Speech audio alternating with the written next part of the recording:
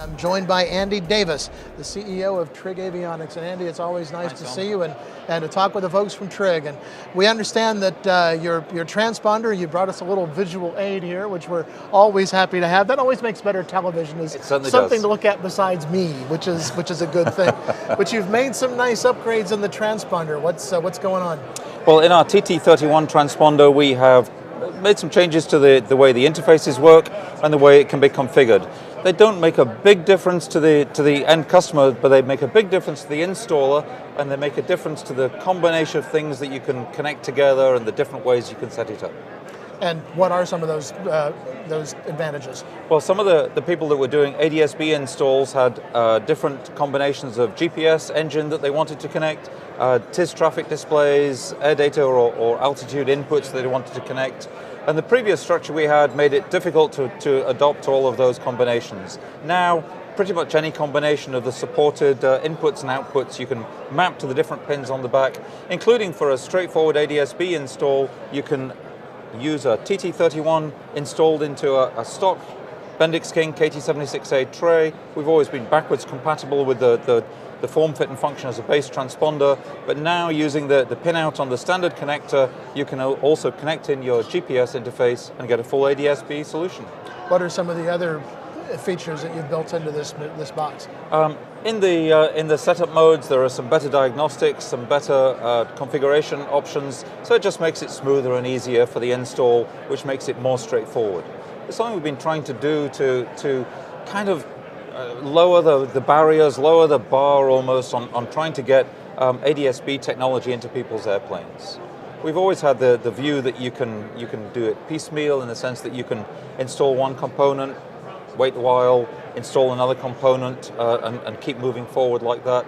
But again, just trying to make it easier. And again, and that approach too, with the pace with which technology is changing these days, you might wind up with an older piece of equipment that's not quite compatible with what you buy 2 or 3 years down the road. That's true, and that's one of the issues we have with the different GPS engines that may or may not be able to support ADSB. And we get questions about that. Will it work with my KLN94, my whatever? And the problem is that certainly for the US mandate, no, it won't. You do need to have a proper WAAS-enabled GPS. But certainly for the transponders, I'm pleased to say that we've been shipping these transponders now for quite a few years, and even back to the very first one through a program of software updates that are free or inexpensive, depending which model you have. All of them can be brought up to the latest ADSB standard, so any TT31 transponder that's out there today can be compliant with the 2020 mandate. Where are you seeing the compliance so far with ADSB and the installs on those? To be honest, desperately low. We're involved in some of the work that the FAA does, and in fact I was asking one of the guys this week, what is the level of equipage of actual ADSB version 2, which is what the Trig product does and is what's required, or with UAT, which is the alternative. And today in the national airspace, the official stats are there's about 1,900 ADSB version 2, that's on the 1090 extended squitter, and about 600 UAT boxes being deployed, and that's it. I will have to throw in the point that of the 1090 boxes, more than 60% of them are actually Trig transponders, so we're pleased about that, but that's almost that's a problem. Out of a fleet size of what? Well, about 150,000 okay. That are likely going to need the upgrade, and just a word to your viewers, there's 69 months left before the deadline, and if you just get going now, that's more than 2,000 a month need to have some kind of install. We do understand that today, even from the Trig offering, we don't have all of the combinations available yet, but we do have a number of STC combos out there that if you want to get an install going, you can have a fully compliant install today. And depending on the installed equipment, that may be worth looking into, because if people keep leaving it, it's going to get harder and harder for industry to catch up. When you look at a transponder like this, are there issues in the regulatory process in getting that through and certified and made available to the general aviation market? For the basic product, no. It's a well understood process, and the regulations, particularly for the ADSB world, have not changed. I mean, that's stable. The FAA has been good on that. They've said, we're going to specify what it's going to be, and we've had plenty of notice of the of 2020 coming along.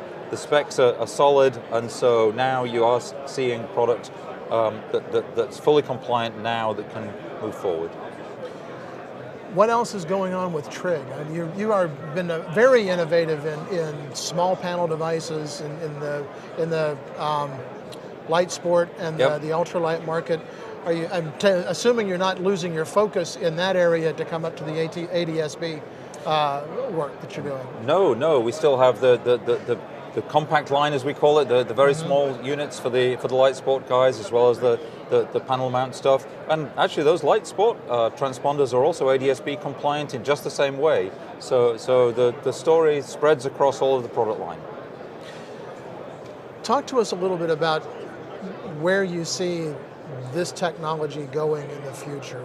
You've got to be able to be out and be innovative. And transponder still does what a transponder did 30 years ago. Yep. Where do you see that segment of the industry going?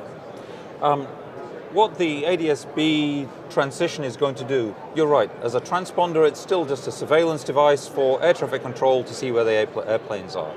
The only reason that the transition is happening from a next-gen point of view is because it allows tighter packing densities, better coverage than you got out of conventional radar. But for the pilot, you don't see a material difference other than you may get a slightly better routing, a slightly better service. The other thing that ADSB does, though, is it makes available to not just air traffic control, but the other airplanes have access to that same data. And one thing that we are big supporters of is there's an initiative going on called TSAA, Traffic Situational Awareness with Alerting. And what that's going to do is make available to light GA TCAS quality, or in fact better than TCAS traffic awareness products for a much lower cost point than a TCAS or even a TAS product today. And we do see that as being a serious safety benefit for the GA community, which ADSB is going to enable. So we see that in not many years' time, traffic awareness in the cockpit is going to be ubiquitous, not just in, as I say, the airliners, but all the way down to the light GA guys, because in some combination of perhaps a portable device or a built-in device on your multifunction display, the idea that you would not have traffic is almost going to seem strange. So I think that's a big win that's really going to move things forward.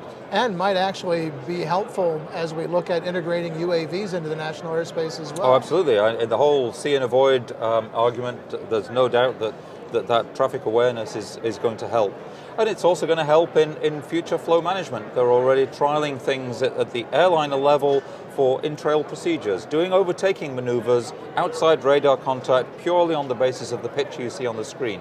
Now that's going to trickle down, maybe not to the same effect, into GA, but you're going to see much more self-separation. The whole concept of, follow that guy, your number 3 on turning base, can be a lot more obvious when you're strung out on a screen and you can actually see what you're all doing.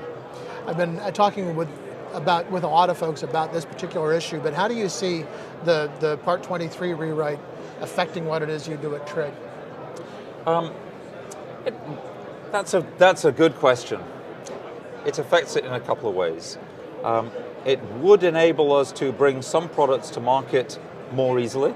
If just the barriers are a little lower, there are different standards available to you, and you can get stuff out easier. That's the positive side of it. I caution, though, about that. I'm not quite sure where it's going to end up, and I'm a little bit worried in some areas where there may be a dive for the bottom, and that's a little bit of a concern. I'm hoping that doesn't happen. You know what I mean by a dive for bottom, that the standard becomes sufficiently low that we don't achieve the safety benefit. The idea of the Part 23 rewrite, of course, is that by making it slightly easier to get advanced technology into the cockpit, by lowering some of the certification levels, you can actually get a better quality environment for the pilot and therefore a better overall safety result. If you lower the qualification levels too far, then you could end up with something which statistics can be cruel. And if they look back after some years and look back and say, well, actually, it got worse, not better, then that's a slight threat. So we have to be careful, but it can only be good. It can only be good because the barriers are too high at the moment. How do you see the overall regulatory environment? Is it an impediment to what it is that you do? I don't think so. It is not an impediment. I know that especially the vendors, it's easy to blame certification. Why is the product late? Or certification. I'll even say on camera, that's sometimes a little white lie. Certification, we didn't certify it because it doesn't work yet, is of course the real reason, and it's not some regulation that was stopping us. I think overall, the certification environment we have is a good thing because it does force us all to meet a base set that achieves a functionality and a level of safety and assurance. In some areas, I think it's overkill, hence the rewrite is an advantage. But no, I don't actually think that it's a big problem to the industry. Are you seeing the industry in something of a turnaround these last couple of years? It got into kind of a slump beginning in about 2008, 2009. I'm a little wary of that one as well because actually, yes, we're seeing little green shoots of growth, but again, that can come back and bite you. No, I do think that we have passed the bottom. Let's say that. We're past the trough, but it's not exactly a get-rich-quick scheme at the moment. It's every sale and every dollar is precious to our customers, and so it's the baby steps. Which is a nice segue to come back to the transponder. Taxes, tags, title, destination charge, dealer prep out the door. What would that cost to slide into the panel? Typically around the $3,000 mark. Mm-hmm. And that includes the programming, installation. Yeah, it's for the simple install. That would be about the price. Okay. Well, Andy Davis, thanks very much for taking some time to come over and chat with us and bring a nice little visual aid. It's always a pleasure to talk with you. Nice to speak with you too. Aero-TV's coverage of the 57th Annual AEA International Convention and Trade Show, live from Nashville, Tennessee, is brought to you in part by the following sponsors.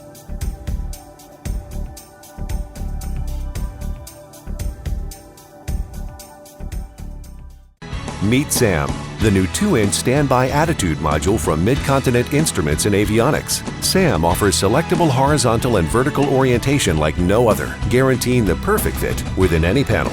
Learn more at flysam.com. The Oracle Engine Monitoring System offers primary replacement for all engine instrumentation. Certified for most piston GA aircraft, the Oracle will soon be certified for fixed-wing turbine and rotorcraft aircraft. Oracle, the best co-pilot you'll ever have.